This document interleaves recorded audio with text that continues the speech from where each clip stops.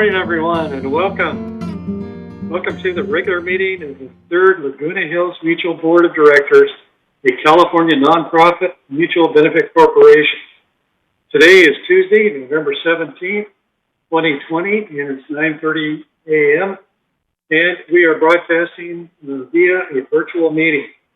The purpose of this meeting is to conduct a regular third mutual board meeting in accordance with third bylaw section 5.4.1.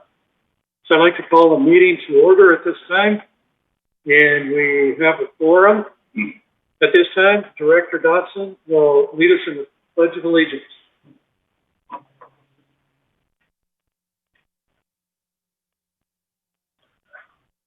Okay, I pledge allegiance to the flag of the United States of America and to the republic for which it stands, one nation, under God, indivisible, with liberty and justice for all. Thank you. If everyone would please check out their sound devices and put them on mute, please, that would be great. And we'll acknowledge the media at a distance. I need a motion to approve the agenda. So moved. Okay, is there a second? Second. Okay. Any additions, corrections, anything like that anybody would like to bring up? There's one thing that we would like to add that I will mention it when we come to it, and we'll do it that way. Okay, if there's no objection, we'll consider this under common consensus. Any objections? Okay, moving on to approval of the minutes of October 20th, 2020, regular open meeting. I hear a motion to accept the minutes. So moved.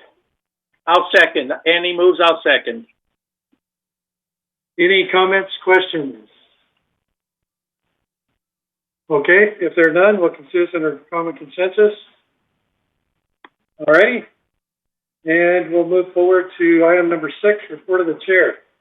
I just want to reintroduce our two new board members. Deborah Dotson, you can raise your hand, please. Here she is. And Donna Rains-Shostad. Both are new board members. Welcome aboard. And I'm sure you've received a lot of information by now to get you up to speed. No, there's more coming. Anyway, glad to have you here.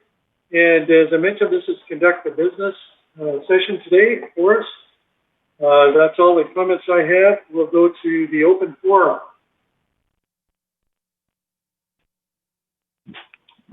Becky, if you want to take us there, please. Good morning, President Parsons and esteemed members of the board.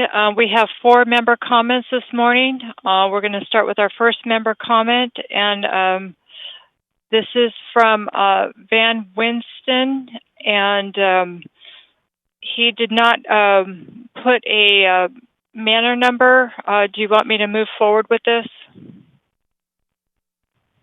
If you could check on that, and we can come back to him as the 4th comment. Okay. Let's go ahead with the others. Okay. The next one is from Arseny Kalinsky from 5236. My name is Arseny Kalinsky. I'm the new owner of the manor located at 5236 Elvira. I have a question regarding fumigation of this property because the house inspection found termite damage. I know that fumigation is not scheduled for this year because of COVID. The problem is that I am diagnosed with a progressive neurological disorder of ALS spectrum, and my mobility is very limited. I'm not planning to move in for the next 4 months since the property requires a lot of fixing. I would be much more convenient for me and less expensive for Third Mutual if the fumigation would be done this year, since I am not sure if I will be still mobile next year. It's been almost 2 months since I first asked this question by email, leaving voice messages, and by writing letter through regular mail. It is extremely frustrating to be ignored. Thank you. The next number, Lynn Carbose. It's 3505C. Comment is, only the members of the submutuals have the deeded legal interest in the common areas within their submutual. The rest of the membership does not. Why are you not including some provisions to the amendment 14 section of the proposed CCNRs that will preserve the exclusive rights of the submutual members to vote on matters affecting the common area? Why couldn't this provision provide for a simple majority of the votes submitted to approve or disapprove common area matters? Please respond to these two specific questions. Hopefully this board will not censor my questions. 1, refusing to answer the actual questions asked by the member.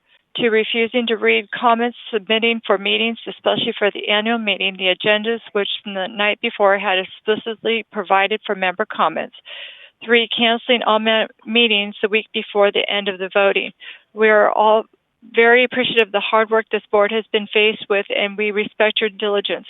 Please provide this membership with a full disclosure of the changes inherent in these revisions to respect our rights to equal expression of relevant opinions. Last member comment, Susan Smallwood, 3033N and 3456B.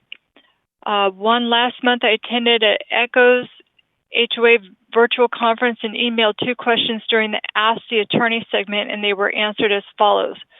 A, our HOA has been allowing Section 4603E to transfer the burden of management and maintenance of any common area that is generally inaccessible and not of general use to the membership at large of the association when it abruptly came to a stop in 2017. Is this current code section, and can it still be used today by board of directors? Stephen Tinley, Esquire, answered that their association takes into consideration such requests. One might be a homeowner requesting to use and take care of landscaping surrounding their unit. Other considerations would be looked at if reasonable. B, our HOA has not addressed its dangerous situations such as electrical unit located at the back of a unit and that during a rain or broken sprinkler, you could be standing in water shocked and killed. Ms. Poole of the law firm Adams Sterling responded that the board of directors should address this dangerous situation with their legal counsel to remedy using Section 4603E. A concrete pad could be installed so long as a fence were not put up around blocking entrance. I'm asking that you obtain a legal opinion from Sandra Gottlieb to utilize 4603E to address the safety of our electrical panels for all single-story units. This was brought to your attention in June of 2019, and you have carried it each and every month without making a decision. It is time again to address that both our journey neighbor, Jerry Berkovitz, age 94, has a pacemaker, as well as my husband, Tim. We're constantly helping him with his panel and when the power goes out. And that is all I have. Thank you. Did you get any more information on Van Winston? I have not. I could find out. It'll probably take me about 2 minutes. Oh, okay. All righty. Well, let's go ahead and address these. On the RC, I think it is, Walensky, wanting fumigation done ahead of time. Jeff, can you enlighten us on this, the process and so forth? He's not going to be moving in for, I think it's 3 to 4 weeks. Then that'll be done before he moves in. 3 to 4 months. 3 to 4 months, Steve. 3 to 4 months. Okay.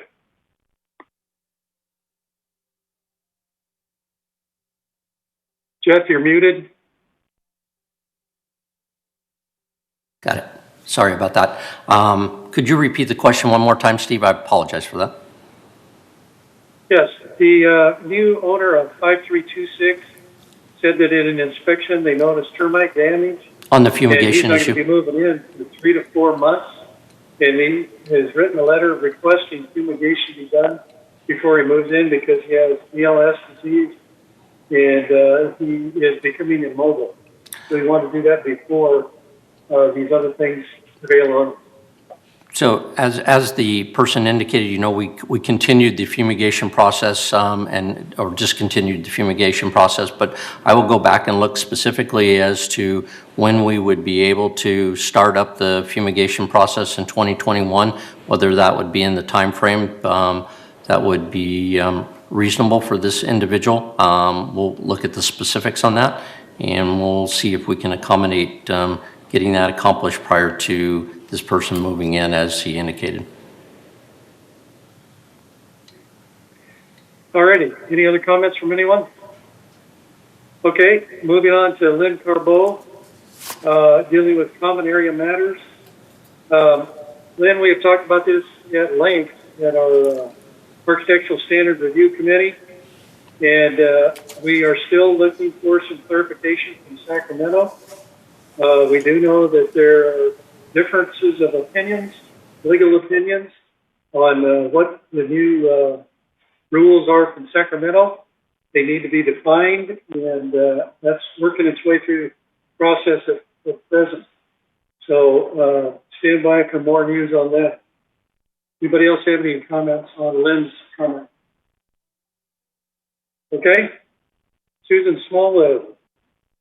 Susan, if you'll remember, I'm the one that brought it forward about possibly having these concrete pads under the electrical boxes outside.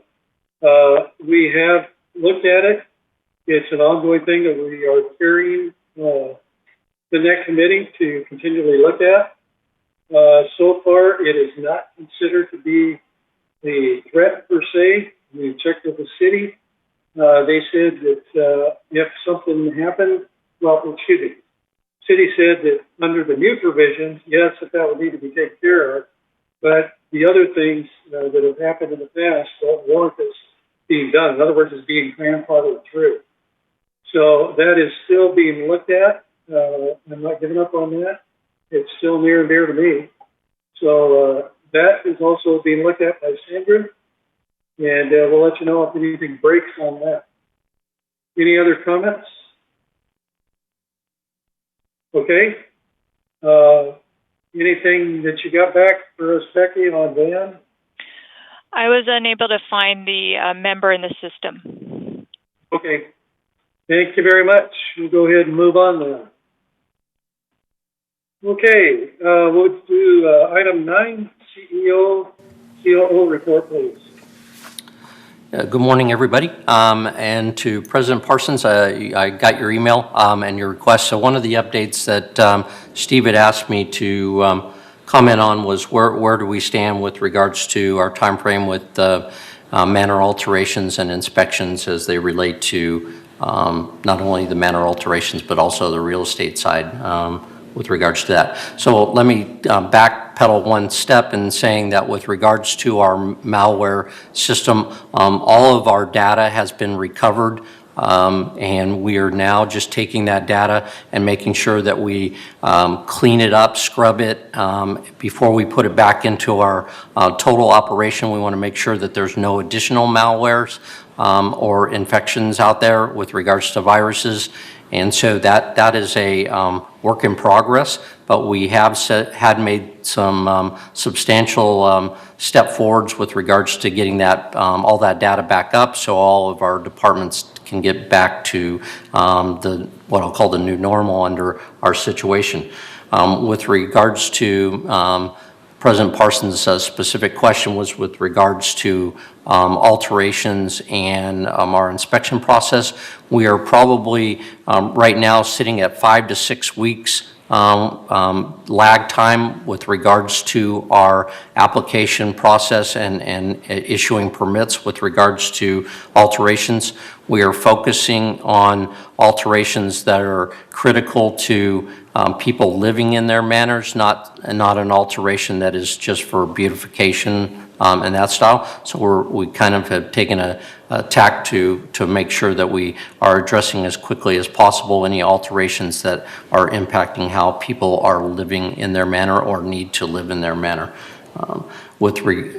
So that as the more our data gets into the system, so that Robbie and Manor Alterations can go back and work with that information, that will speed up the time frame. but it really is a getting everything in place, and then secondly, getting all the requests in line so that we can get these permits. We also are still down staffing and alterations, but we're working diligently to try to get those people up on board. With regards to inspections for the processing with the applications that are coming in for purchasing or leasing within that critical group that Pamela works with. Pamela and Robbie have teamed up really, really well since our system went down to try to prioritize, especially looking at processes that were already in the escrow process so that we could continue to get those escrows closed, making sure that we're getting the inspections appropriately so that we don't have any kind of consent issues later on, and how we would address that. And that now is in basically has whittled down into a 2 to 3 week time frame. And again, within that 2 to 3 week lag time, we're still trying to focus on certain critical ones versus ones that have a escrow period that has a longer time frame that we can address in kind of a critical nature, so in a triage kind of mode. So that's the status with regards to those two. I did want to say that with getting the system back up, just since last week, we've literally since Thursday and Friday of last week, we've taken in 1,000 service requests, and we've processed 500 appointments have been set up since just Thursday and Friday of getting our system back up. So it's nice to have that, but we know that we're going to have this backlog because people have been waiting to get into the system and to do that. But now that we have all of our data recovered, we can the key is getting it scrubbed and making sure that we can get it online without any additional malware issues, and making sure our computer systems are up to speed to handle that. And I know that all our departments are anxious and are happy that they're seeing that data coming back and that they can access it right away. So that's my update with regards to that. One question for you, Jeff. Is there any lag time with city permits? Or what's the city situation on alterations? Regarding the city? Yes. As you know, one of the things that we had a meeting with regards to manor alterations with some of our contractors and some of the board members. And so we're going to have to, again, kind of take that next step and go back and talk to the city with regards to the permitting system, because as you know, in certain manor alterations that are, electrical or code issues, they have to get a city permit as well as getting a permit from or approval from the village. One of the things that still hasn't changed is that even though we've had the dialogue, is trying to figure out a way in which we can coalesce and try to be more of a partner with the city, and seeing if we can get inspections and operations from the city perspective more in line with how we're doing it. Right now, it's kind of a back and forth. You have to go to the city first and you get a permit, then you have to come back to us, or you come to us first, so you go to city and then back to us. And unfortunately, that puts in additional time frame with regards to these permits getting processed through us and making sure that we get a completed permit process. So sometimes people submit stuff to us that's not complete relative to when they take it to the city. They need more information, or the city needs a more specific type of digital print from their engineer stamp of approval, versus where we may not need that, but it's holding that process up with regards to getting that final manor alterations. The city has not indicated as of yet that they have the ability to join us, in a sense, having a staff person from the city be over here because of their computer systems. Last time we had a conversation with Chris was possibility of maybe having a staff person from manor alterations work over at the city hall. But unfortunately for us, we ran into the situation where we were down 2 or 3 positions in manor alterations, so we're just catching up with that. And then obviously we we went into the computer down network failure, which put us behind again. Is the city, as we are now, are they issuing permits? Yes, so we are in that process. It's just, it's a very slow one right now because of obviously issuing the permits was in part based on old data that had already been submitted. And when I say old, just that it had been submitted by people, and we lost that data for temporarily until we now have this network back up. So we are back in that process now. I believe that the alterations department has been spending some overtime also trying to catch up. Is that correct? With regards to both operations, we have been looking at how we could augment our operations to just speed this thing up, including obviously the hiring of the staff that we're short on. With regards to the resales and leasing, a lot of that data, we have that fully operational now, so that's one of the reasons why that has a little shorter time frame in catching up. Okay, any questions for Jeff? Okay. Steve, can I ask a question? Oh, sure. Kush, go ahead. Jeff, any update on the COVID situation? Has the state issued any updates on the, those red, purple positions? Yes, I actually have on 12B, I have a presentation for you today, a more detailed presentation on COVID. So item 12B on the agenda. So we'll talk about it there. And but okay. yeah, there's a lot of additional detailed information right now. And then I'm going to turn it over to Siobhan, if that's good. John Frankel has a question. Go ahead, John. The traffic hearings were canceled. You think we can get back on again next month? Yeah, I think with regards to now that we have the data back, John, and putting it back into our system, we're going to be able to get all our committee flowing again. Absolutely. Thank you. Debbie?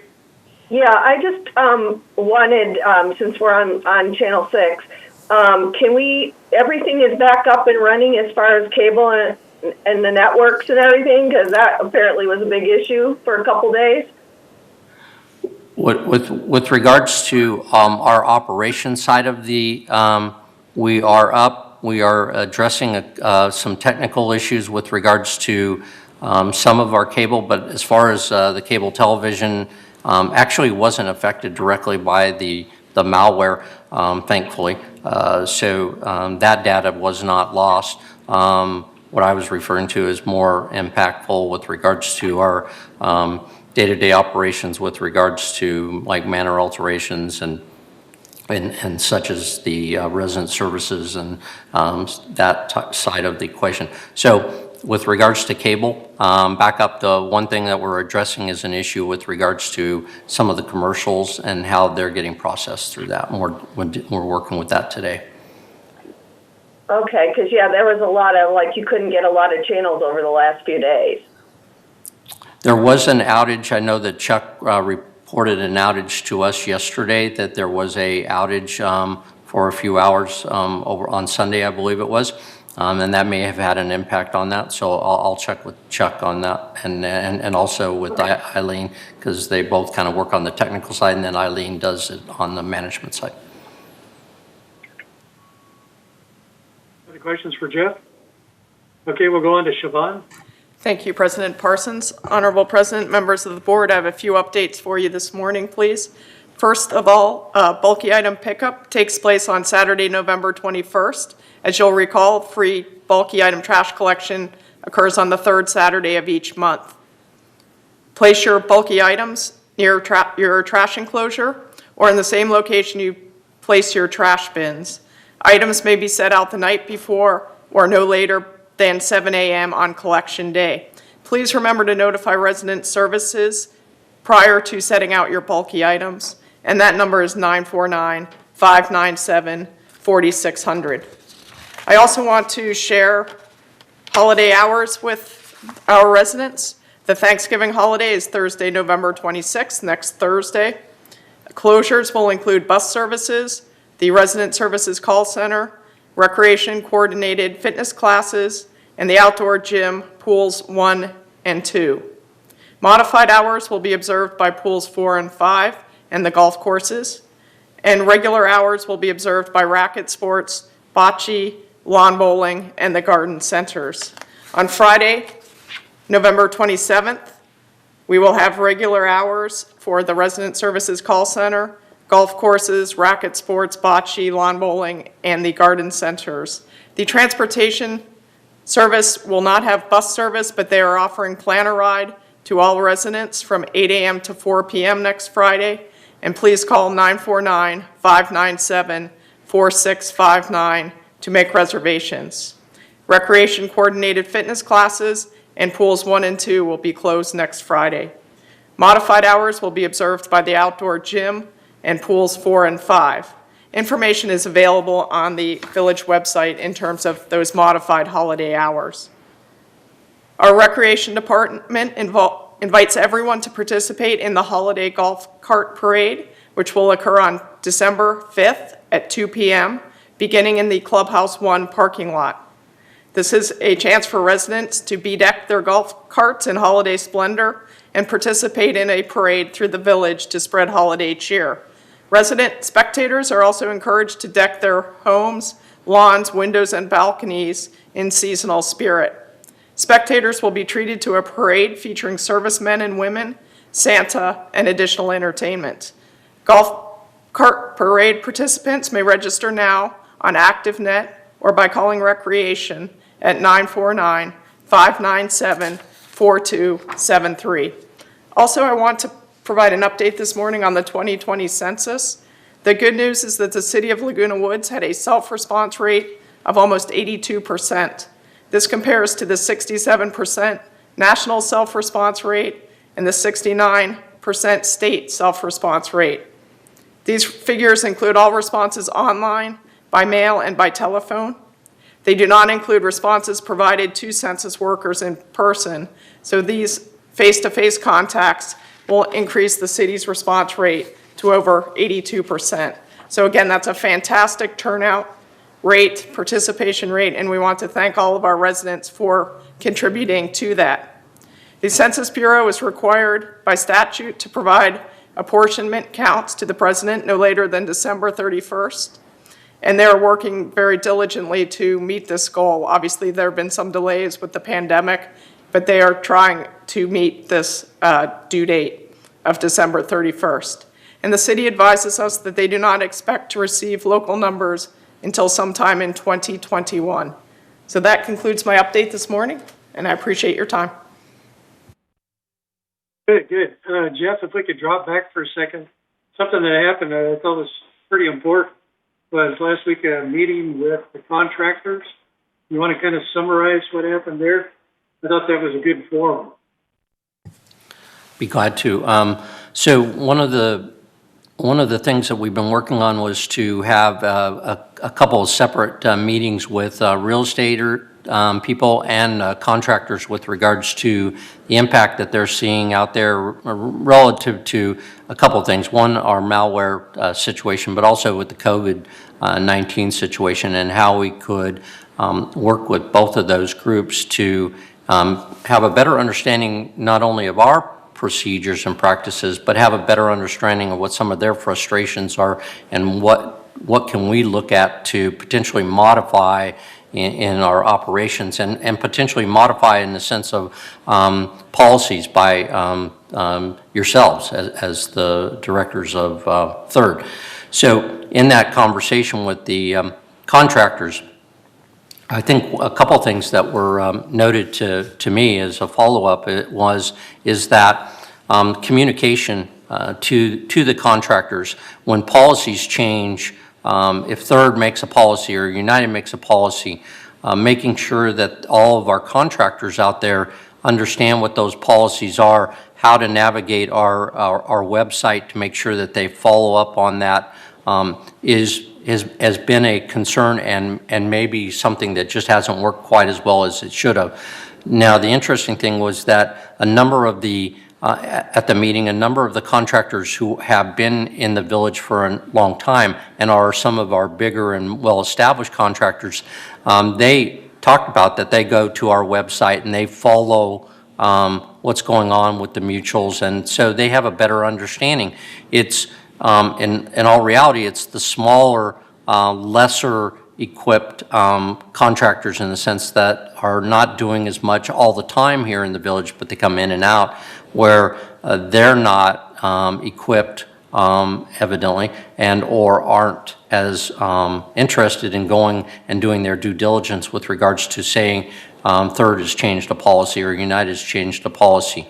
So even though we post that up on the website, now one of the things that we're going to talk about is how do we do a better job of getting communication out to contractors via direct email or letter or something that says, hey, this policy's changed, you need to be aware of that when you're looking at how you're setting up your contracts for the future and how you're dealing with your residents with regards to specific activities.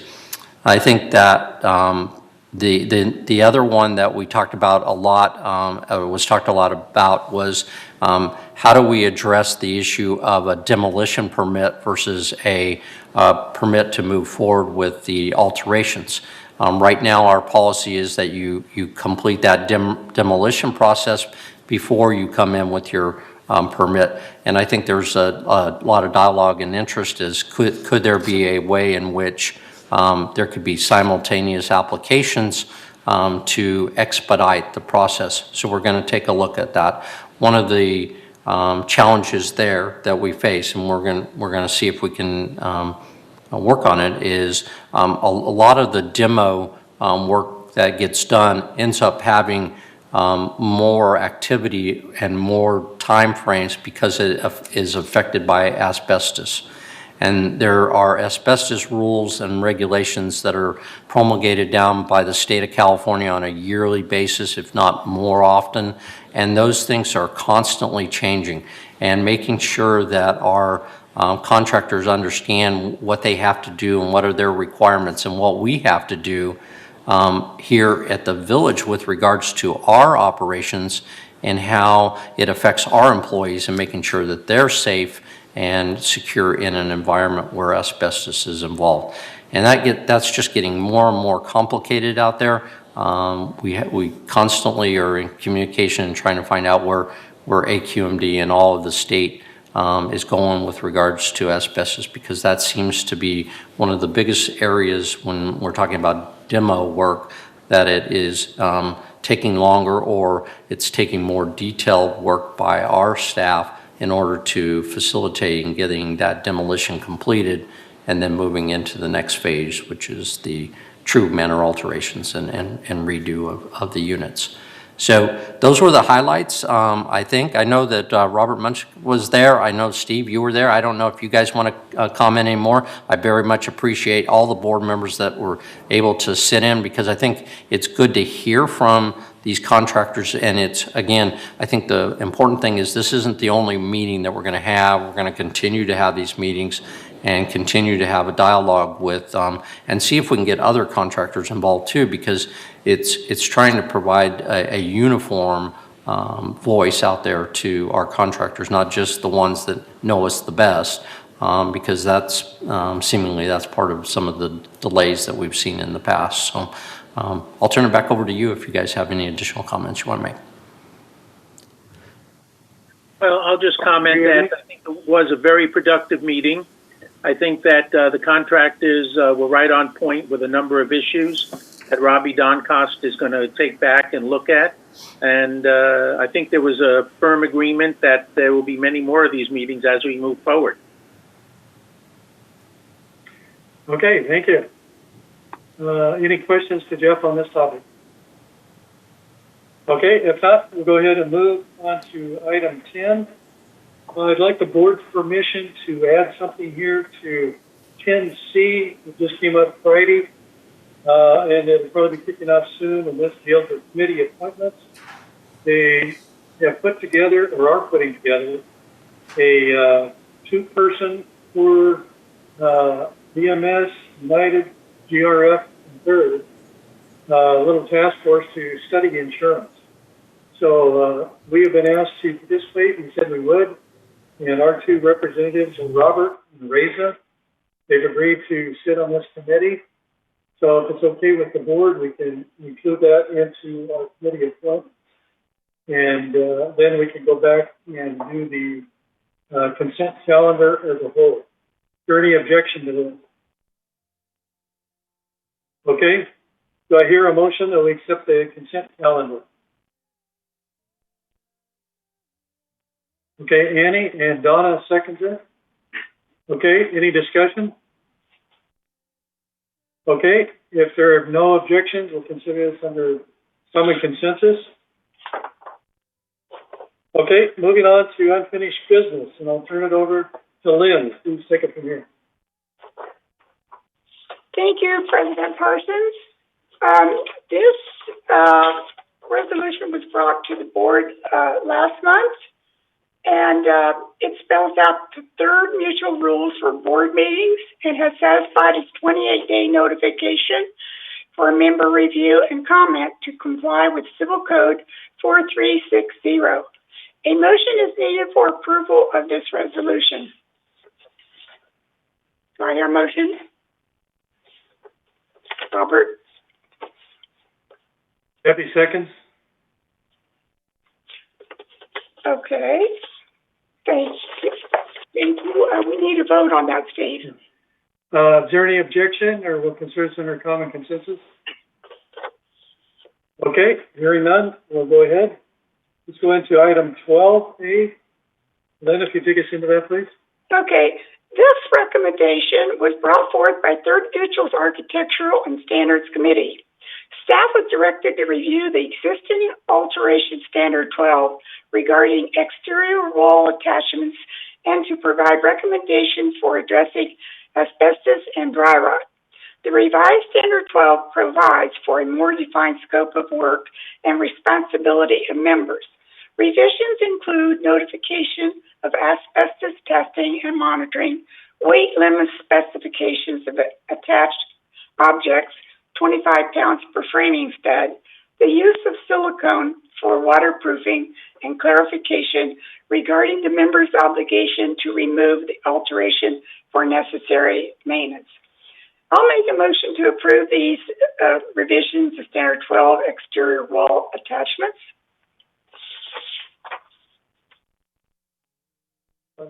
Annie, second. Notification. Okay. Alrighty, we'll do that.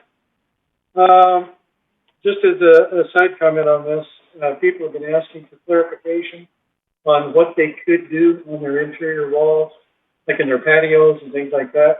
This is really to address and clarify this. We have actually moved forward on some things that we're allowing people to do, and doing it in a way that does not affect M&C or create dry rot or mold and mildew.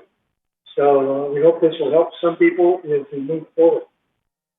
Okay, on to 12. Yes, go ahead. We need to vote on this. This is going on 28 days for review. Oh, that's right. You're right. You're absolutely right. Thank you. Okay.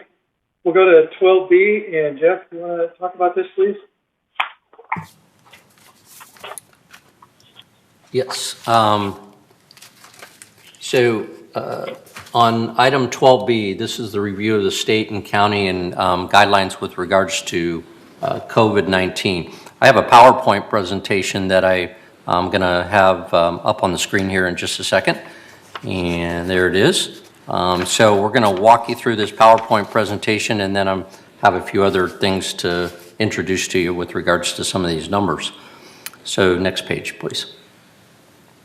So what you have on the screen right now is the Orange County Health Department agency puts up on the daily basis the information with that you're seeing here with regards to cumulative cases to date, COVID positive cases for that day, the previous day, the cumulative deaths to date in the county, and deaths reported in that specific day. Now, with regards to deaths, sometimes there is a accumulation that occurs, but they try to keep it on a daily basis. Then also you have the cumulative tests to date, and the tests reported during the day. So in comparison, 380 positive cases. Those are the tests that were reported. And then cases currently in the hospitalization and then ICU. And the little asterisk on hospitalization is the ICU numbers are also in that 257 in this case, where you have 85 ICUs. That is included in that 257 number. Next slide. So the more detailed dashboard that the county put together started really about back in July when the numbers started to change, and they wanted to, the state kind of changed their format with regards to what category they were putting you in, why that was important. So what you see is the most current, obviously there'll be one produced today, but this is for yesterday, the new COVID-19 dashboard for Orange County. And I'm going to speak to this a little bit more detail, but as you can see at the very top, we are now in the purple widespread tier 1. The day before, when I made my presentation on TV6, we were in the red category, which is the substantial tier 2 category. And we have risen up and have been placed by the state back into the purple tier.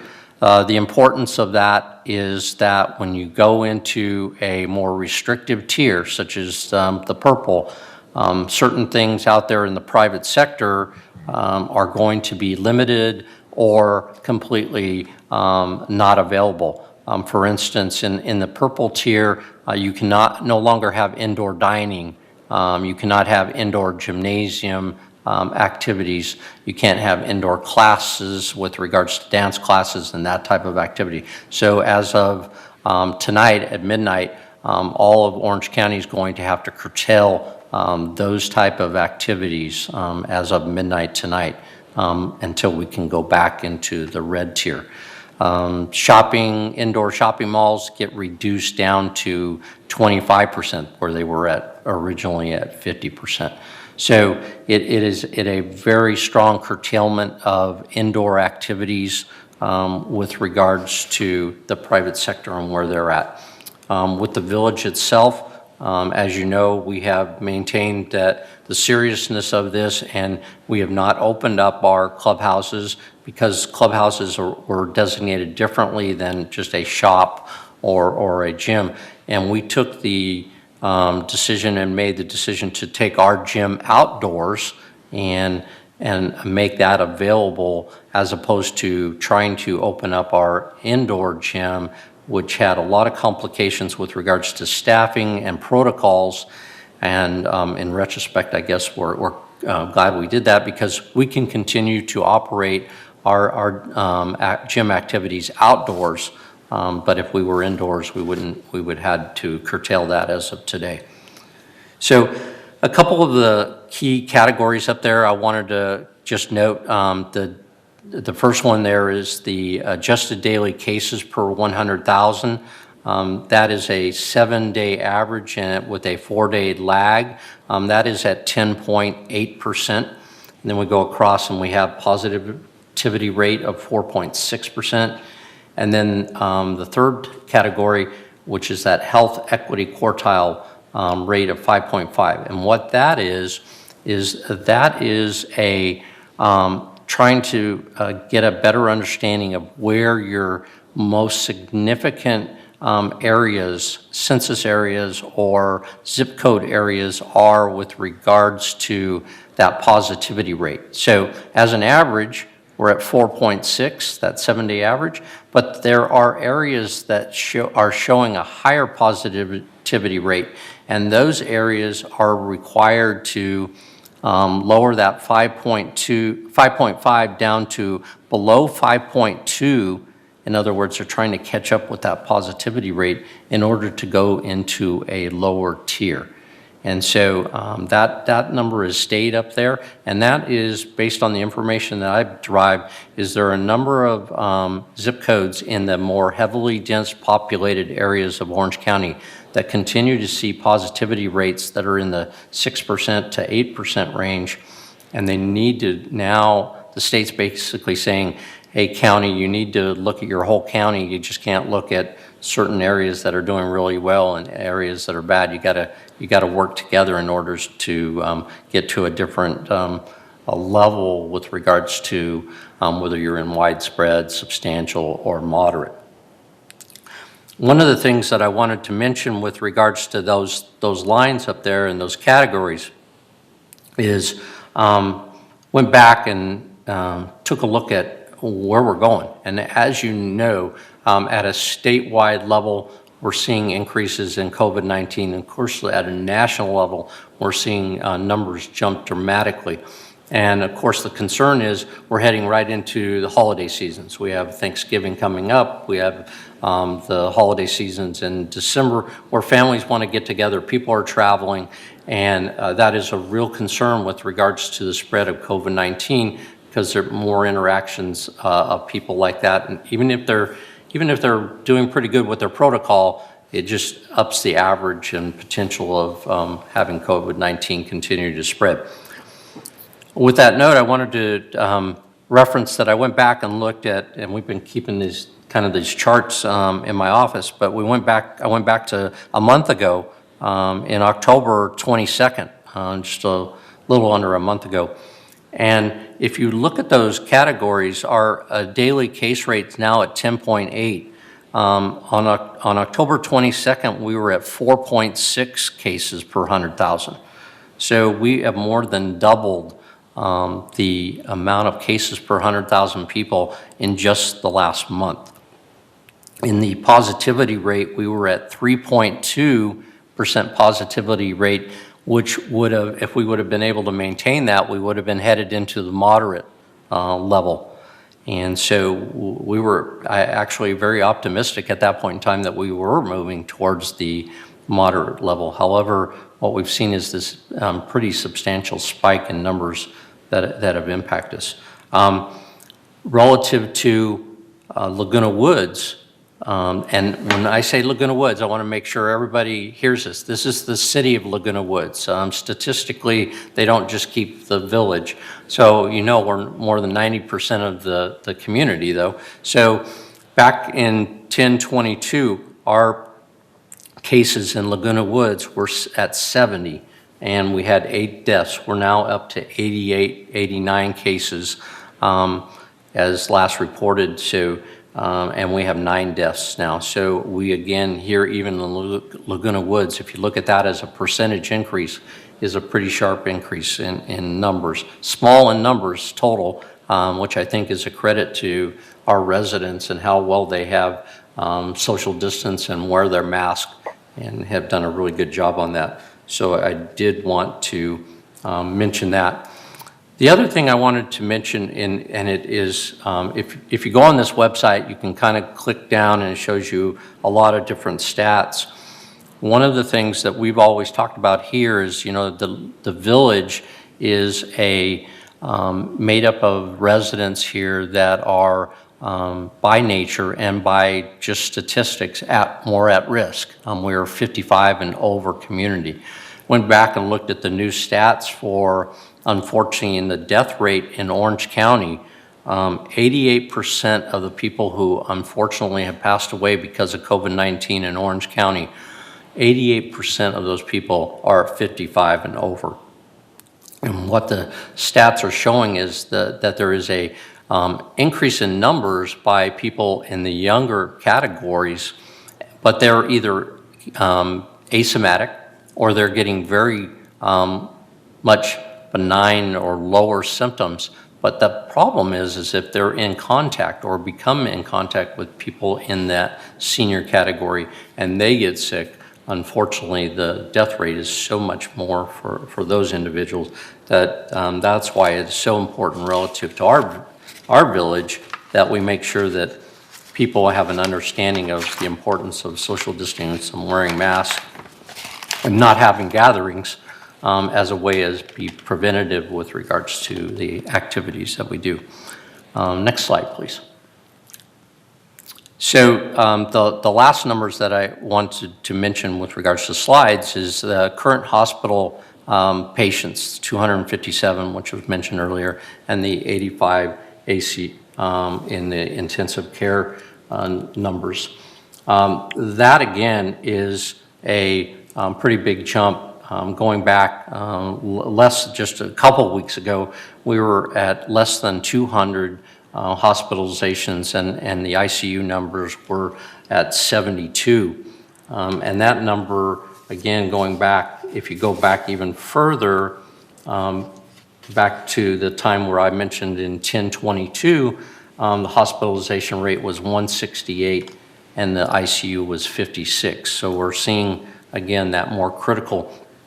And where that relates to the critical nature for our community and for Orange County is over on the right-hand side, where you see that 31% and 65% with regards to currently available, the ICUs that are available, and also the ventilators. Those are pretty good numbers actually right now, but those numbers have dropped in the past. When we go back to July, when we had our biggest numbers of people in hospitals and ICUs, those numbers dropped. So again, that's probably one of the areas that we're going to want to make sure we take a look at and inform people, because we want to make sure that people understand the critical nature of this virus. With regards to, and that's it, we'll go to the next page, I guess. Just some background. Again, back in June of 2020, we had the temporary rules adopted on an emergency basis with regards to wearing the masks and how we were going to operate here in the village.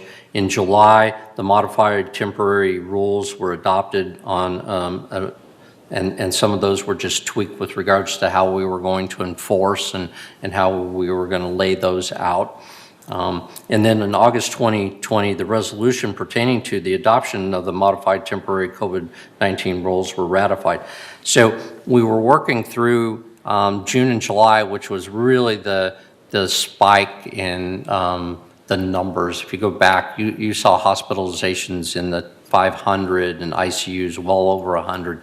So we decided to not only continue to clamp down and make sure that we weren't opening up facilities, but we also wanted to get our residents to really understand the legitimacy of this virus and the concern of it.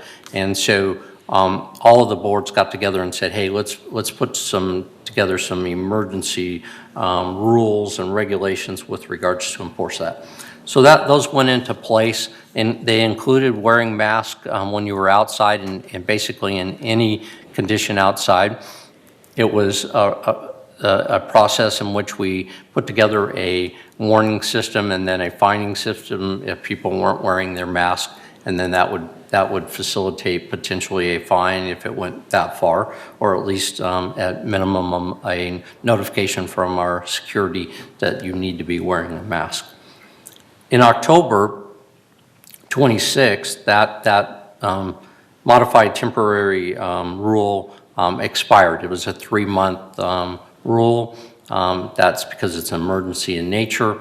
The important thing to know about that going away is that we here at the village are still following state guidelines that are critical and moving forward. The only thing that is not in place right now is the enforcement side of the emergency basis that we talked about. The status of that is we are still, with regards to security, making sure people are notified that they should be wearing a mask out there. The difference between the state law as we now know it and our previous regulations was anytime you were outside, you should be wearing a mask. And now it is it's anywhere outside if you can't socially distance appropriately. Next page. So as I indicated, the village is adhering to the state and county guidelines with regards to related to components of the emergency resolution. That is face coverings. So if you're outside and you can't socially distance, you need to be wearing a face covering. Outdoor gatherings and activities are limited specifically to small natures. And in your packet, packet today, in your agenda, is a really good detailed information from the CDPH with regards to not only how to wear a mask, which is real important because the other day I happened to be out and I noticed that somebody that was fairly close to me was wearing a mask, but they didn't have their nose covered.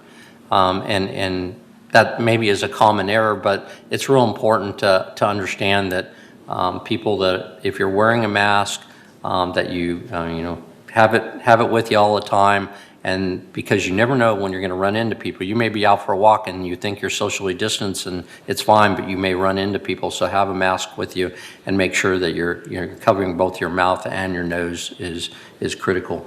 And then relative to our operation here, following state guidelines, we don't have any indoor activities going on at this point in time. Next page.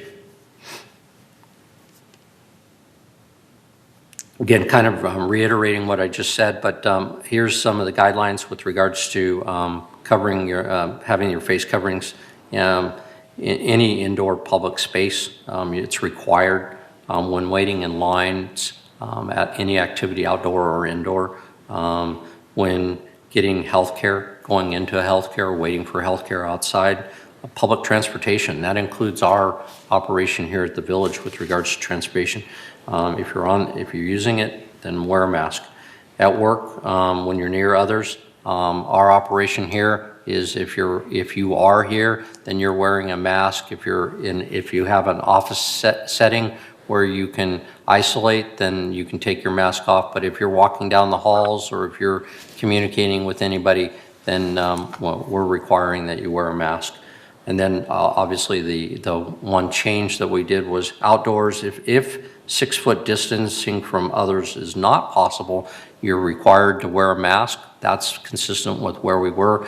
But under our rules now, if you can social distance at least 6 foot, then you can take that mask off. We're recommending to anybody in the village, keep your mask on. It is the safest. Washing your hands, keeping masks off, and socially distancing is shown to be the best way to slow this COVID-19 expansion down. We were going in the right direction, and I heard a report this morning that indicated that one of the big reasons was that families and groups started to socially engage again without wearing masks, and that's been one of the big spikes that they've seen. Next page. With regards to outdoor gatherings and activities, again, the state guidelines, outdoor recreation, we're continuing to see how we can expand our outdoor activities, more classes. We're expanding our gym activity a little bit in the sense that we're going to be able to have a few additional people use it, which means our scheduling will work out better. So we continue to evaluate how we can bring in and do additional outdoor recreational so our community has the ability to go out and still recreate. Obviously our golf course, pickleball, tennis, and all of those are working. As I mentioned, the fitness center is just the expansion of that, but and I'm really pleased that we did it that way because, like I said, if we were indoor, we wouldn't be able to offer that any longer as of today. Drive-in movies and entertainment, given the guidelines from the state, we've been able to do that, and they've been very successful.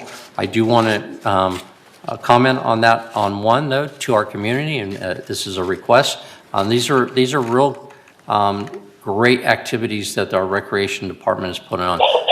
But it is real important still to wear your mask when you're at these activities. We did have a concert, and I was notified that we had a few people that were not adhering to the mask with regards to social distancing and wearing masks. If that continues, I would respectfully say that we're going to be in a position where we're not going to be able to offer these type of activities if people aren't going to follow the state rules.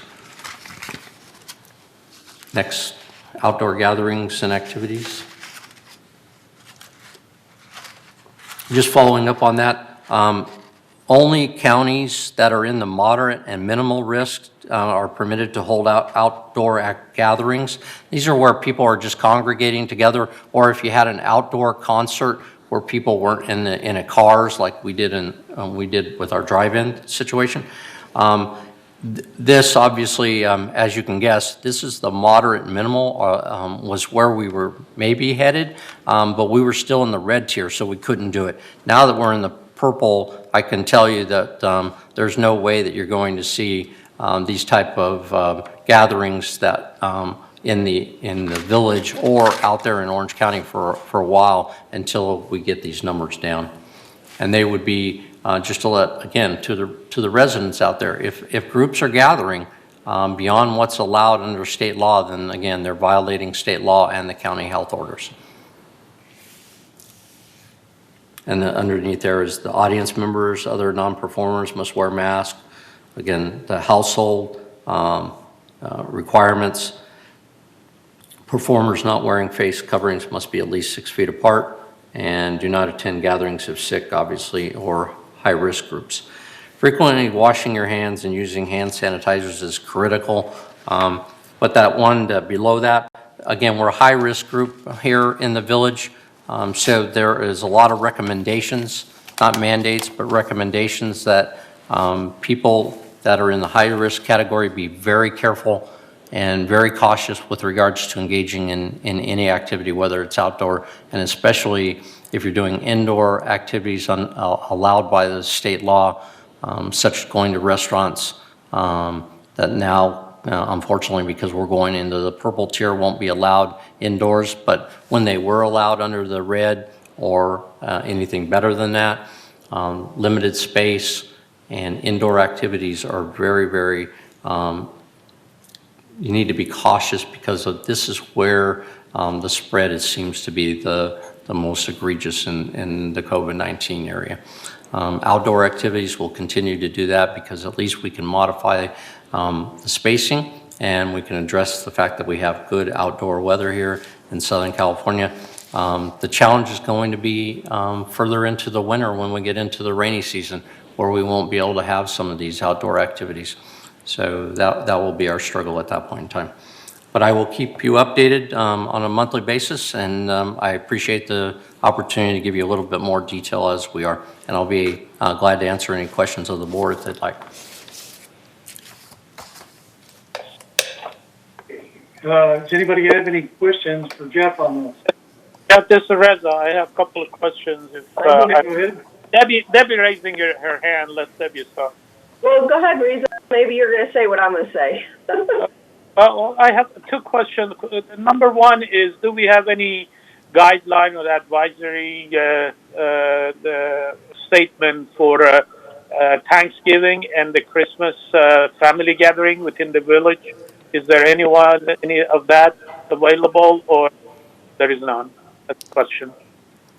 I think that the answer is we don't have a set policy, but the recommendation by the not only the CDC but the state of California on Friday of last week, the state issued a travel warning and a recommendation that if you are traveling or you have people that are traveling here from out of state and you go out of state and come back, that you should self-quarantine for 14 days from the time of that occurrence.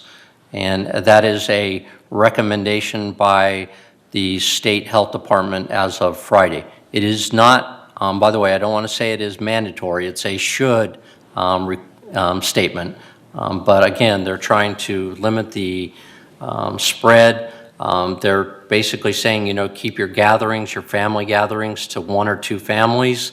Not having big congregations, obviously, is one of the, you're just odds and chances of it spreading is greater than if you keep your numbers lower.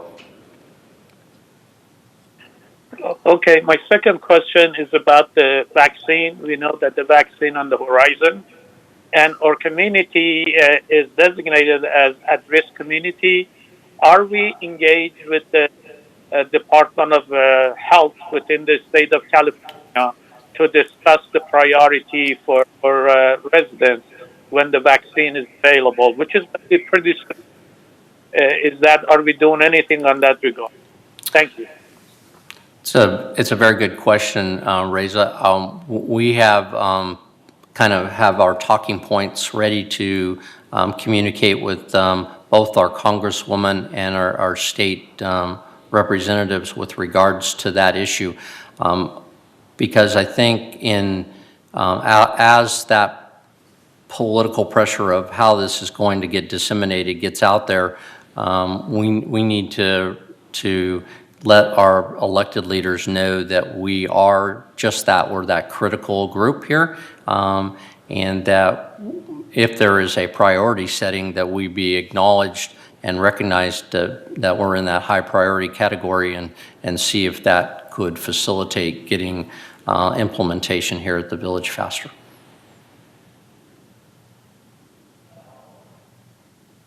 Thank you. Kathy? Yes. So to Reza's point about the vaccine, that was one of the things that I've brought up to Annie earlier too. I think it would behoove us as a group to have some representation from the boards to be on some type of committee or task force about getting this into the village, because we are one of the largest senior communities in the state, and the governor does have a task force to determine who's in line first. I realize the logistics and all those things are very detailed, but if we start now and are ready to go, we are probably going to be in a better position to get this done. That's my first point. My second point is that one of the things that I see, and maybe this can happen, or maybe it may not need to happen, is, in the next 2 weeks after Thanksgiving, it's going to be very apparent if the numbers go up that social distancing was not followed, and would we be in a position at that point to put back in some type of emergency resolution? Because everybody is suffering tremendously from COVID fatigue. And it is very common now to see people maskless. The CDC guidelines is, even though the social distancing is 6 feet, they do say that high-risk people should not only social distance, but continue to wear masks. I'm seeing groups all the time with no mask and much closer than 6 feet in the community. And I know it's very hard to put this into enforcement, but I do feel like we need to be cognizant of this.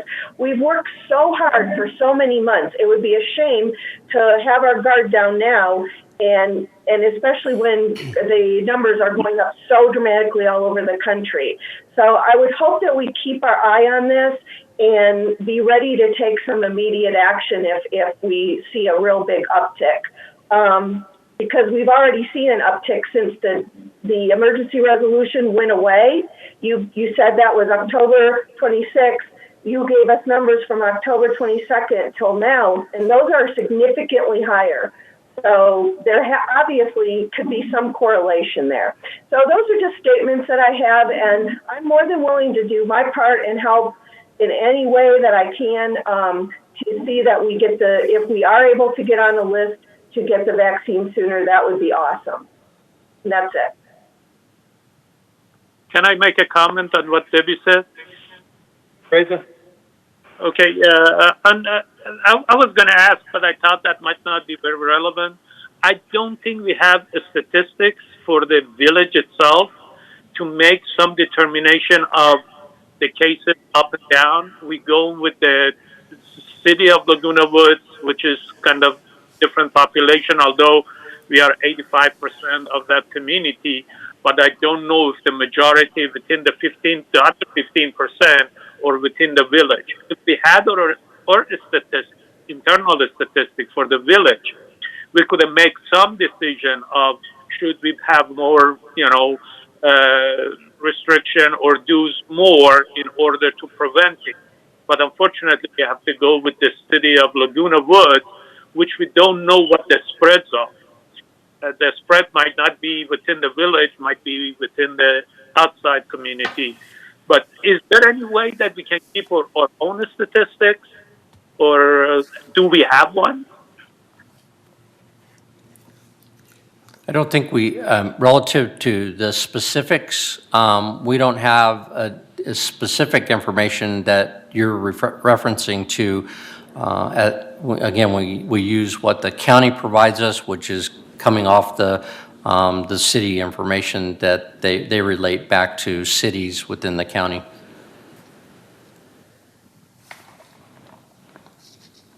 Craig? Both Walgreens and CVS have announced that they are going to be carrying the vaccine. Should we be contacting our local Walgreens, our local CVS to see what they're going to tell us? Well, not only that, but Craig, I think we need to be working with like Saddleback Hospital specifically, and they've been a really good partner with regards to that. And then, of course, if the operation that the county ultimately goes to is similar to like the testing process where they actually have a place where you can get the vaccine. I will make a note relative to the vaccine, and you probably have heard this. The vaccine that Pfizer has versus the other one that we got good news about yesterday is that the vaccine that Pfizer has is one that has to be kept at a very, very low temperature. And so they were talking the distribution of that might not be able to be handled at a Walgreens because they wouldn't have the facilities to handle the cold, where it'd be more at a hospital environment where hospitals and labs would have more capacity. So I think it's going to be multiple. I don't think it's going to be one or the other ultimately. This is Reza. I can make a comment on that. There are two vaccines, Pfizer. The efficacy of Moderna is much higher. The Pfizer one, you have to keep at minus 70 degrees versus minus 20. And the one with the Moderna also, you can keep the refrigeration temperature at about 1 month. The efficacy is the most important part, and I don't know which one is going to be distributed in which community and which one is going to be available, and the priority. That's what I asked the question at the beginning. How we're going to get the priority? You cannot just go to the CVS and say, I want the vaccine, you get the vaccine. It's not going to work that way. There are going to be a set priorities, and we need to figure those out, what the distribution is, and who gets the priority. Anna? Yeah, I'd just like to urge us to continue, as Jeff Barker said, to work with the state or with our local officials, because it's a nice idea to work with Walgreens, but they're not going to get the vaccine early. That's going to be a much slower priority, I'm sure. They might prioritize us, but they've got to have it first. So the priority will have to come from either the county health department or the state. So urging us to keep working at that level. Thanks. Just as a point of clarification, I know some people have wondered about this. What about the wearing of masks by USPS package delivery people or Amazon or the such? Are they being instructed to wear their masks? I haven't seen them wearing them myself. And the actual post office delivery people. Any comments on that, Jeff or Siobhan? With regards to the requirement, and we're still working with that with regards to our gates, is that if you're coming in as a delivery person, the requirement is to have masks. Now, once they get into the village and driving around, if they're taking their mask off, I certainly don't have the manpower to chase them down and follow them. But with regards to ensuring that they have masks when they come to the gate, we do have that. Any other questions for Jeff on this topic? President Parsons, we do have a member comment on 12B. Steve, this is Kush. I have a comment. Okay, Kush, go ahead, then we'll go to member comments. Yes. Jeff, this was a very good presentation. Is there going to be a link on our website for the people to have advantage of this? Because if somebody missed it and they were told, go to the website, you can see the presentation. Can we create one? Yes, we can work on putting that together, sure. Awesome, thank you. Okay, Grant, who do we have as member comments? President Parsons, members of the board, we have a member comment from Karen Shore at 40123G. She states, regarding the review of state, county, and other applicable COVID-19 requirements, an update of the facility use in the village is understandable, but signage should be kept to a minimum.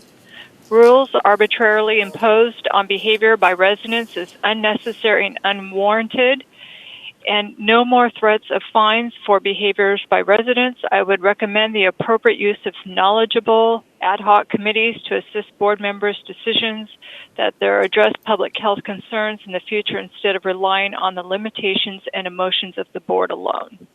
That is all. Jeff, do you have any comments on that? I'm unaware of the signage that goes on. No, only when we originally put the emergency resolution in place, we did have some signage at the gates to make sure people knew that the requirement of the masks. Okay. Any other comments? Okay, thank you very much. A comment on that. I don't think the board is using their just limited knowledge to make decision on this thing. We go what the state, county, and the CDC rules and requirements are. It's not the board decision priority. This is what the county and CDC tell us that we need to do in order to protect ourselves. So this is not just board knowledge. Thank you. Okay, let's move on to item 13, to committee reports. Then we'll do the finance committee and financial report. Director Muchnick. Thank you, President Parsons. For those of you who attended the annual meeting a couple of weeks ago, some of this information will look familiar to you because there hasn't been any real update since then. But for those of you who did not join us then, let me go ahead and share with you information as of the end of September 30th. We have the slide, please.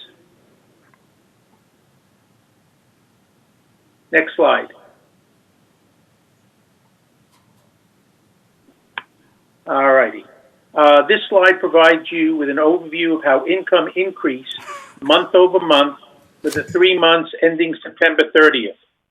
From August 31st to September 30th, the mutual saw an additional assessment revenue in the amount of $2,764,000, so that at the end of August, Third Mutual had an assessment revenue of just almost $25 million. The increase in assessment revenue from August to the end of September is consistent with the increase for each of the previous 3 months. In terms of non-assessment revenue, there was an additional $117,000 brought in since the end of August. This created a total revenue of almost $27 million by the end of September, meaning an additional revenue of $2,881,000 since the end of August. There was an increase in the non-assessment revenue, $32,000, creating a positive increase in total revenue for the month of September.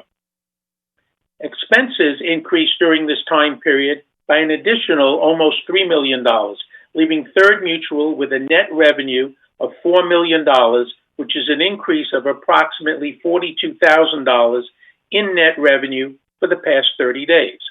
As we reported last month, we expected net revenue increases to slow down since we brought back all of our employees and have started all of our temporary projects again. Next slide, please. This slide presents data for the operating fund only for the months of July, August, and September. Assessment revenue increased over the most recent 30-day period by $1,685,000, the same amount as the previous month. Basically, every month we increase by about $1,685,000, which is the HOA fees that we get. Non-assessment revenue increased by $120,000 for a total revenue increase for the last 30 days of $1,602,000. During the same period, third total expenses increased by $1,823,000. This reduced the operating surplus $18,000 to a final sum for this period, if you look on the far right of the chart, of $512,000. This is both consistent and expected as we reported to you last month. Slide 4, please. This slide compares our revenues and expenses to what was actually budgeted. As can be seen from the slide, actual and budget assessment revenue was, as one would expect, the same. In terms of non-assessment revenue, Third Mutual non-assessment revenue for the month of September was greater than the anticipated budget by $366,000.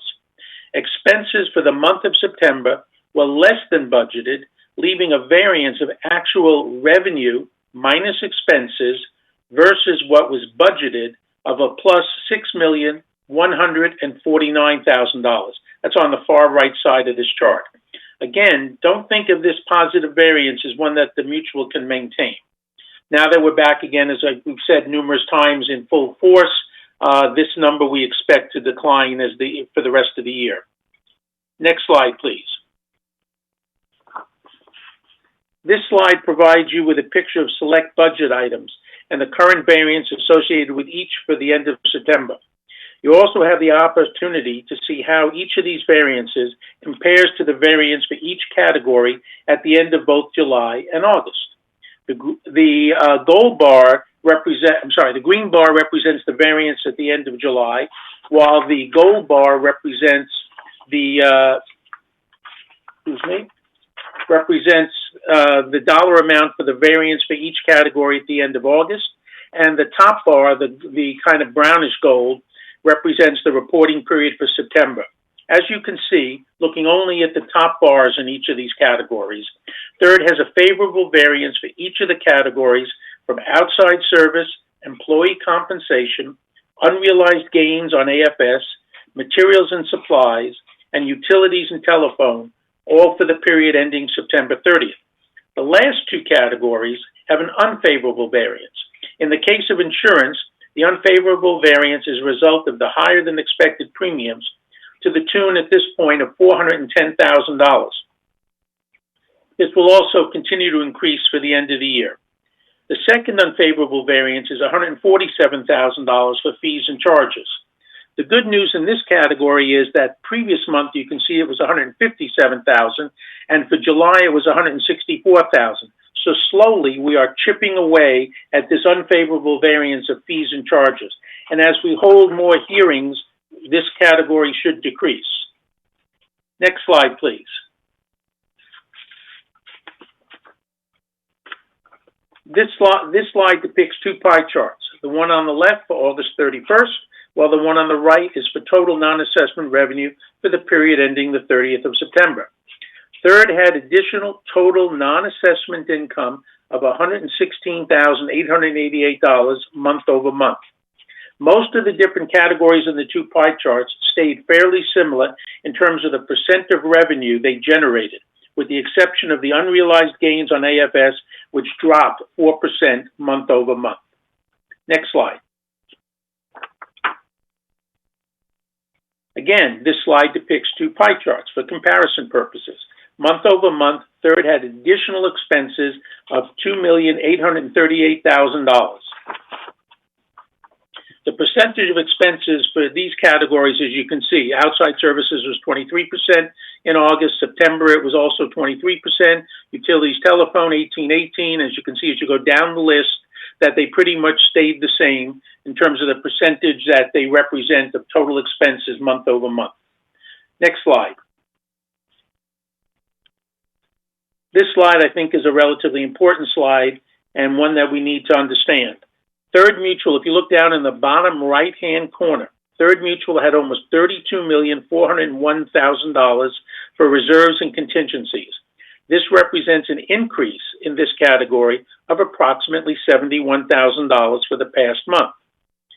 Now, if you look across at the bottom of the chart, This includes $74,000 in the Garden Villa Fund, just over $4 million in the Unappropriated Expenditures Fund, and $9 million in the Disaster Fund, and $19 million in the Replacement Fund. Okay, year to date, Third had $10.7 million in contributions. That's if you look at the line that says contributions and interest, go over to the far right and you'll see it says $10,681.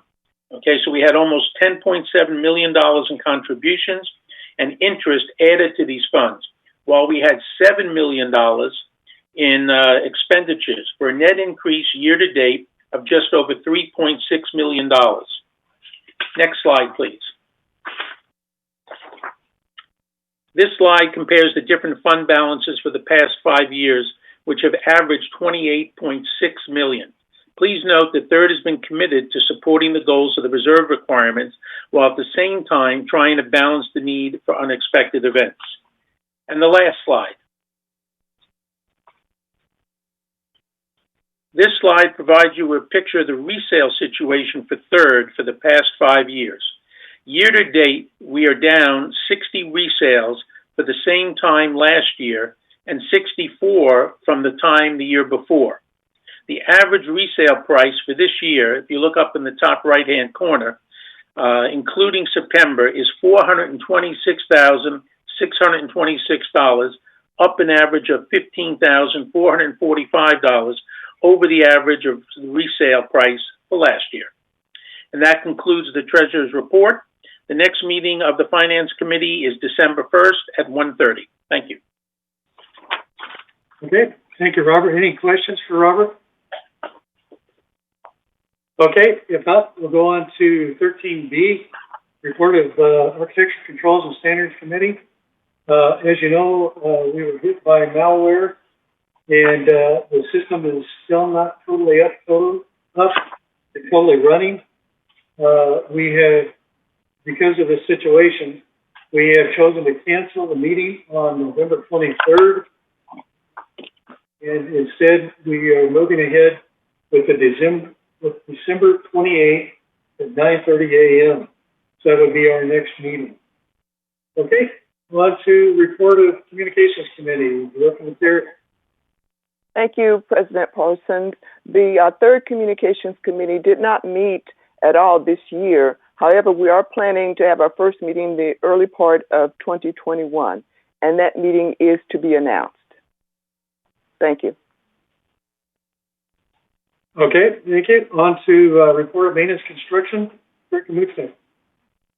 Okay, thank you again, President Parsons. The M&C Committee did not meet this past month. Again, as President Parsons has indicated, malware prevented us from being able to have access to materials that we needed.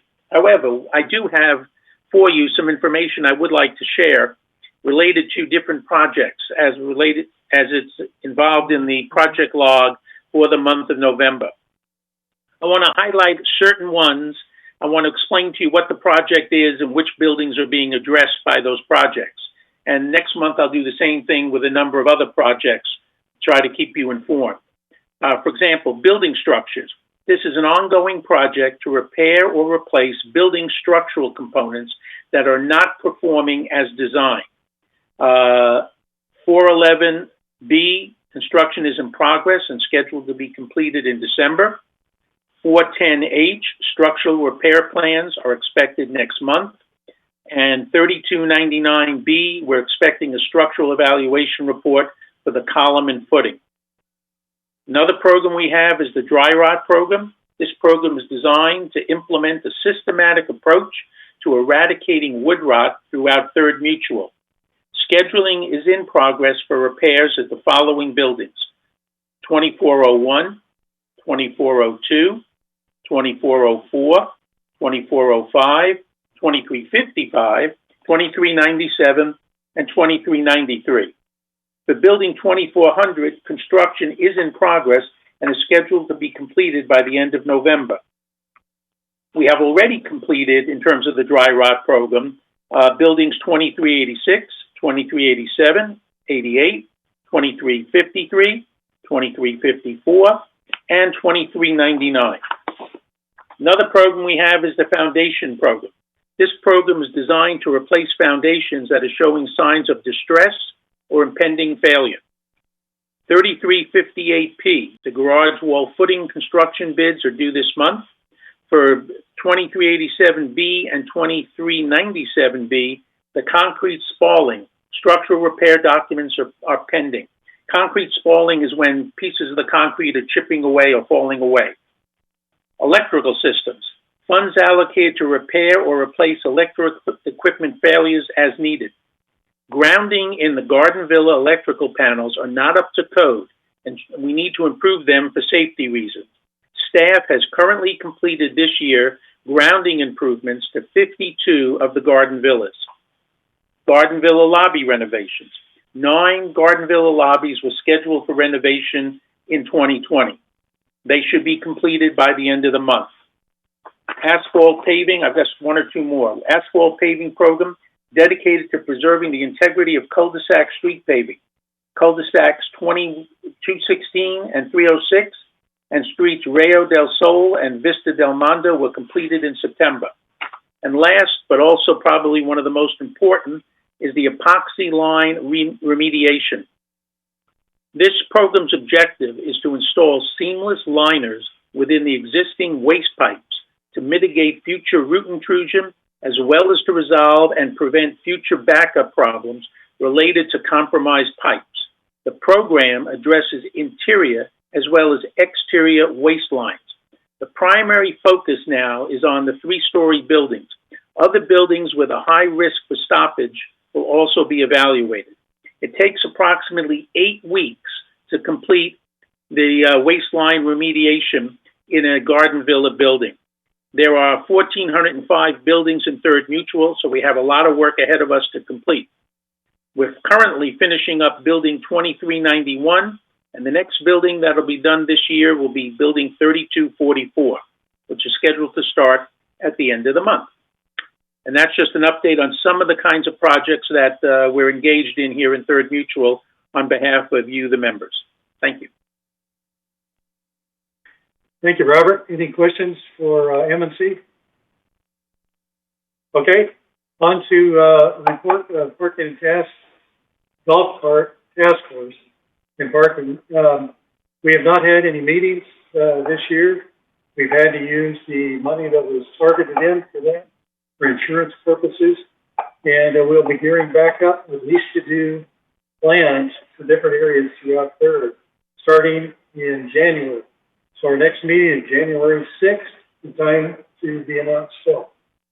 Thank you. We'll go on to Garden Villa Rec Room Subcommittee, Director Jarrett. Yes, the work on the Rec Room Committee, the work on the Rec Rooms has been completed for 2020, and the maintenance supervisor is out inspecting all the rec rooms.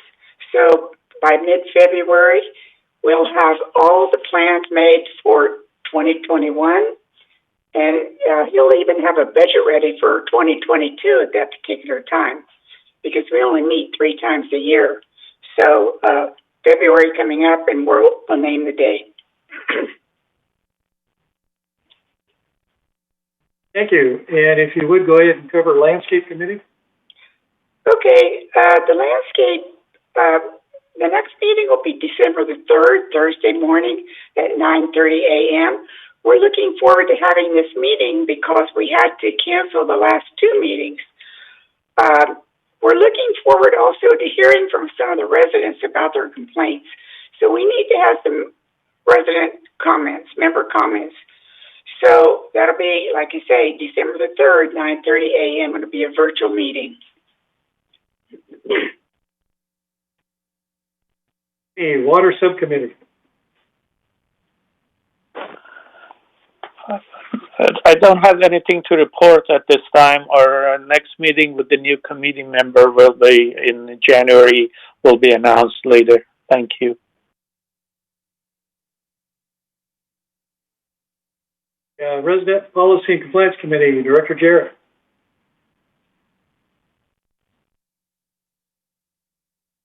You're muted. There you go. We had to postpone postpone our October 27th meeting, and we'll be meeting again in mid-December, and the date is to be announced. Thank you. Okay. On to GRF highlights. Community Activities Committee, Director Botta. Thank you, President Parsons. Unfortunately, we did not have a meeting of Community Activities Committee this month, so we have nothing to report. Our next meeting will be December the 10th at 1:30 p.m. and it will be a virtual meeting. Would you like me to continue with the Equestrian Center thing? Yes, please. Okay, the same thing for the Equestrian Center. There was no meeting held this month. It was cancelled because of the malware attack. The next meeting is to be announced. We don't have a date for it right now, unfortunately. So, thank you. On to GRF Finance Committee, Director Muchnick. The GRF Finance Committee met, but there's nothing really to report at this time. Thank you. Okay. GRF Landscape Committee, Director Jarrett. Yes, we haven't met since August, but we have a meeting scheduled for November the 30th. It'll be a virtual meeting at 1:30 p.m. Thank you. GRF Maintenance Construction Committee, Director Botta. Thank you, Director President Parsons. We did meet several times for the GRF MNC committee. It was mainly geared towards the Performing Arts Center. I'm happy to report that we did pass several contract requests. Mainly the first one we did was for the HVAC repair updates. The second one was the lighting conversion to LED lights. The third was lobby and dining room upgrades. Apart from that, we are also talking about the driving range and the staff parking lot, which is in the service area. The staff parking lot lighting, that's what we are trying to do, to create some kind of solar light pilot over there. So that's what we are working on. Our next meeting is going to be February 10th at 10 a.m. Not sure yet, but it could be a virtual meeting is what I'm guessing. All right. Thank you, sir. On to Clubhouse 1 Renovation Ad Hoc Committee, Director Muchnick. Director Frankel has taken over that at this point, so I think Director Frankel could be the one to give that report. Oh, I haven't got a report to do. Stand by for news.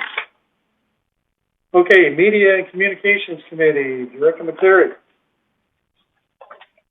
President Parsons, the Media and Communications Committee did meet in October, and I did report at our last meeting feedback from that meeting. The next committee meeting is scheduled for December 14th at 1:30 p.m., and that will be a virtual meeting. Thank you. Okay. Mobility and Vehicles Committee, Director Franklin. I reported on the Mobility and Vehicles Committee for the last month, so there's no report. The next meeting will be December 2nd. Okay. Yeah, 1:30. Okay. Okay, on to Security and Community Access Committee, Director Botta. Security and Community Access has not met in the last month or two, and I have nothing to report at this time. So the last meeting also was cancelled. The next meeting is on December 28th, 2020. Most likely at 1:30 p.m. Most likely will be a virtual meeting. Okay, thank you. Disaster Preparedness Task Force, Director McCary. Thank you, President Parsons. The task force did meet in September, and I did give a report at our last board meeting. So the next disaster task force meeting is scheduled for November 24th at 9:30 a.m., and that is to be a virtual meeting. Okay. Report Laguna Woods Village traffic hearings. Director Frankel. As a consequence of the network failure, there will be no meeting tomorrow for the traffic hearings, and we'll see what happens. But Jeff is positive that we're going to be able to get that thing going. As for last month, we had 13 violations, 12 residents and 13 violations. 2 decals, 2 stop signs, 4 speeding,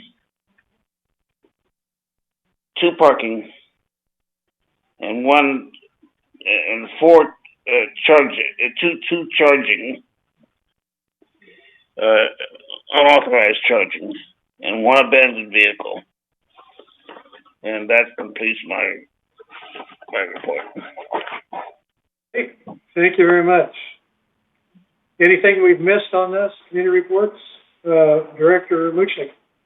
Yes, President Parsons, the Strategic Planning Committee for GRF did have a virtual meeting a couple of weeks ago. It was a preliminary first meeting of the Strategic Planning Committee, so not a lot was discussed except some brainstorming ideas of how to proceed.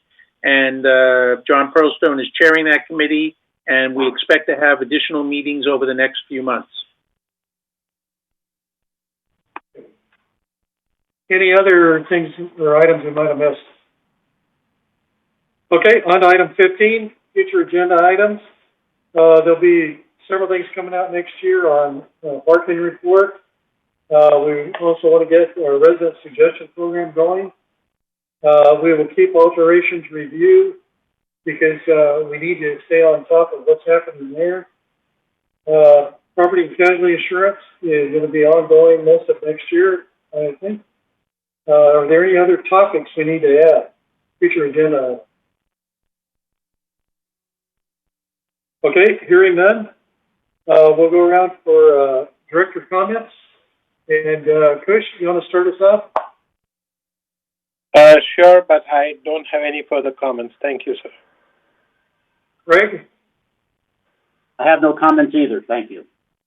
Okay, Lynn? I have no comments either. Thank you.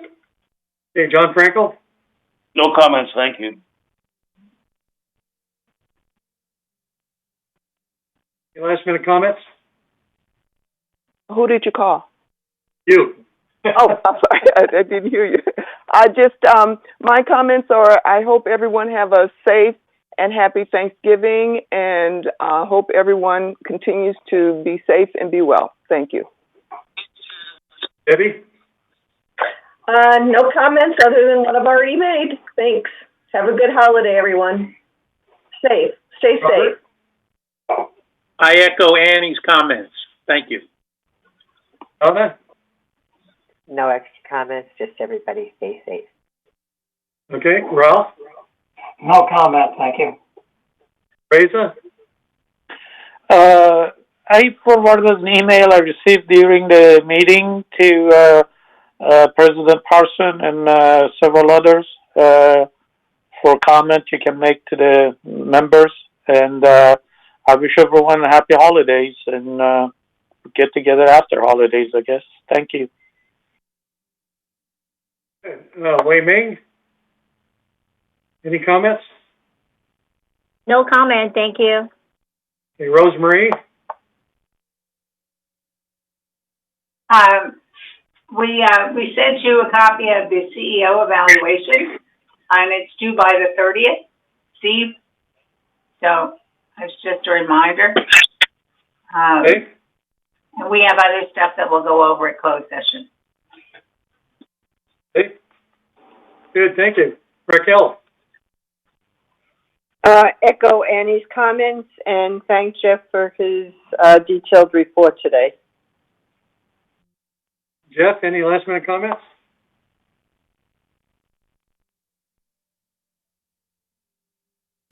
No, I didn't have anything. Thanks, Steve. Okay, Siobhan? No, thank you, Steve. Okay, appreciate everybody being here today. And let me echo again, for everybody to have a happy Thanksgiving. Please remember the new rules now that we're back in purple. So you may want to check on those weekly to find out what they might be. And thank you so much for being patient. We know this has been a long, drawn-out period. Never would have thought that it would have gone this long. Looks like it's going to go a little while longer. So stay patient, stay safe, and stay communicative. And check on your neighbors when you can, and let everybody know that we're really and truly there for them. Okay, with that being said, we'll go into recess for 15 minutes here. Start back at 11:30, and Director McCura will be leading us in that session. So thank you, everyone, and stay on this link, and we'll continue at 11:30. Thank you so much.